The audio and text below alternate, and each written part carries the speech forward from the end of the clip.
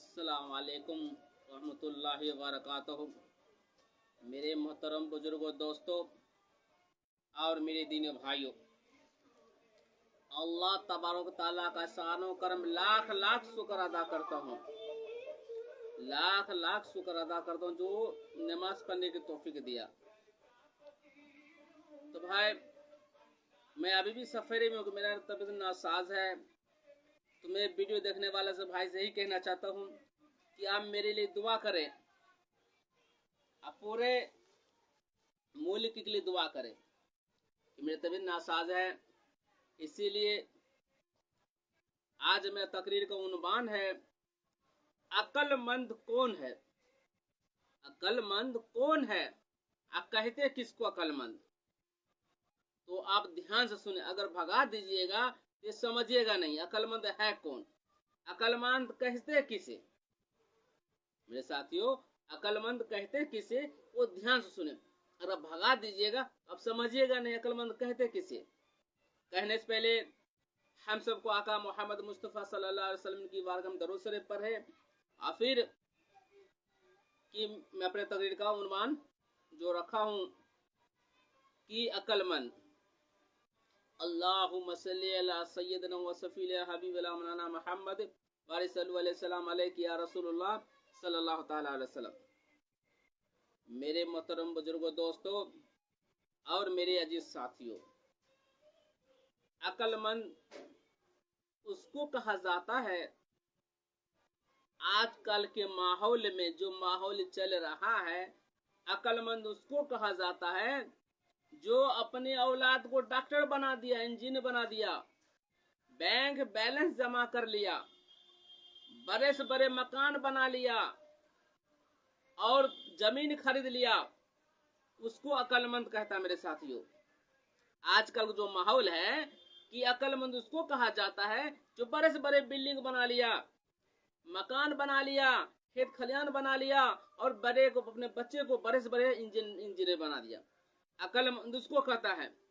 पर मेरे साथियों, नबी फरमाते हैं अक्लमंद वो इंसान है जो मरने से पहले पहले तैयारी कर ली। मेरे साथियों, मरने से पहले पहले तैयारी कर ली, उसको अक्लमंद कहा जाता है।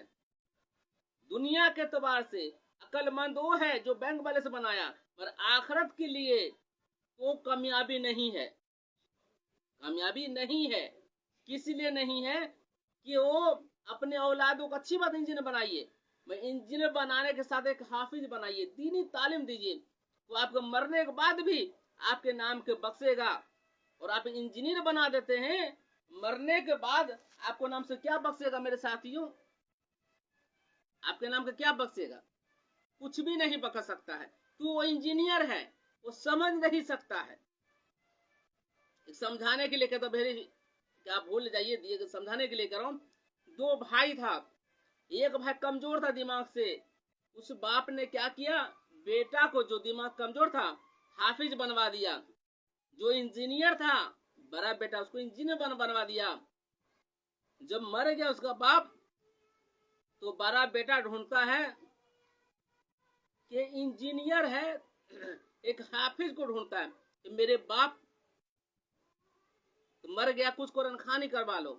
जो बेटा हाफिज था खुद जनाजा की नमाज पढ़ा और खुद अपने बख्शा है। तब उसके बाप कहता काश मैं इस बेटा को भी हाफिज बना देता, अपना बेटा को भी, बड़े बेटा को भी हाफिज बना देता। आज मेरे कब्र फातिया करने के लिए आता, आज मेरे बख्शिश के लिए दुआ करता। मगर इंजीनियर बनाने से मेरे साथियों कुछ भी नहीं हासिल नहीं मिला है। अच्छी बात है भाई, इंजीनियर बनाइए, बड़े से बड़े एमएलए बनाइए, मगर शरीयत को जरूर पढ़ाइए, वो दीन मामला में समझे।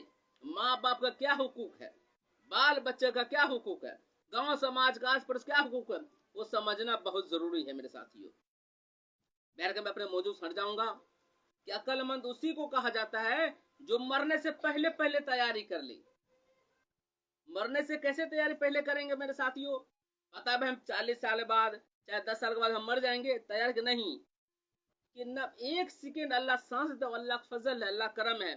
तो अब मरने से पहले उसको तैयारी कहा जाता है कि आप जब मरने से नमाज पढ़े। अगर आपको पता चल जाएगा आज मर जाऊंगा तो आप नमाज पढ़ लीजिएगा, नहीं। जवानी की नमाज अल्लाह का कबूल करता है, जवानी की नमाज अल्लाह कबूल करता है। क्यों कबूल करता है? कि अपने ख्वाहिश मार के वो नमाज पढ़ता है। और जो बूढ़ा उम्र दराज हो जाता है तो उसकी ख्वाहिश रहता ही नहीं है, इसलिए अल्लाह नमाज उसको भी कबूल करता है, बूढ़ा को भी। मगर जो जवानी का अदा अल्लाह कबूल करता है उसको, जो जवानी के नमाज अल्लाह कबूल करता है, बुढ़ापा में नहीं करता है, कि बुढ़ापा में मजबूर हो जाता है, रुकू हो, सजदा हो, कयाम हो। और जवानी की नमाज इसीलिए अल्लाह कबूल करता है कि अपने ख्वाहिश मार के, अपनी शौकबाजी मार के तो नमाज अल्लाह पढ़ता है, अल्लाह उसकी अदा बहुत पसंद करता है। अदा अल्लाह उसको बहुत पसंद करता है। इसीलिए मेरे साथियों को, अक्लमंद वो इंसान है जो मरने से पहले पहले तैयारी कर ली, नमाज पढ़े, और जो टाइम टाइम पे रोजा है, फर्ज जितने हैं अब वो अदा करे। अल्लाह आपको एक भी अदा पसंद कर लिया, आखिरत की कामयाबी की चीज है मेरे साथियों, आखिरत की कामयाबी की चीज है। अक्लमंद उसी को कहता है जो मरने से पहले पहले तैयारी कर ली। आजकल अक्लमंद उसी का था भाई, अच्छी अच्छी मैं हूँ तो जगह में देखा हूँ, बहुत जगह जाता हूँ, सफर के अंदर में हो चाहे कहीं तकरीर करने मेरा प्रोग्राम होता है, मैं जाता हूँ, क्या देखता हूँ मेरे साथियों, अक्लमंद उसको फला सबसे गाँव में अच्छे घर बना लिया, फला से अच्छे घर बना लिया। मेरे साथियों वो घर दुनिया के रहने वाला है, आखिरत के लिए तैयारी कर लें। जो सब दिन रहना है, सब दिन रहना है, उसके लिए तैयारी करें, सफर के लिए तैयारी करें। ये सफर है, कब चले जाएंगे कोई पता नहीं, आखिरत के लिए तैयारी करें। हमेशा को तो बात कहने जादे, अल्लाह मुझे भी अमल करने की तौफीक दे। हमेशा को तो भाई वीडियो को लाइक करे, सब्सक्राइब करे, फॉलो करे। क्यों कहता हूँ, एक भाई भी सीख लेता है, अगर वो अमल करते हैं तो आपको भी नेकी मिलेगा, मुझे भी नेकी मिलेगा। मेरा चैनल, यूट्यूब का चैनल है सूफी रहमत की तकरीर, उस पर डालिएगा, वो आ जाएगा। वजू का तरीका, गुस्ल का तरीका, माँ बाप का क्या हुकूक है, बाल बच्चे क्या हुकूक है, पूरा उस पे है, जाइए आप सब्सक्राइब करिए। फेसबुक पे है, उस पर डालिए, इंस्टाग्राम पे भी है, सूफी रहमत की इंस्टाग्राम है, फेसबुक है, यूट्यूब पे, सब पे हम वीडियो डालते हैं।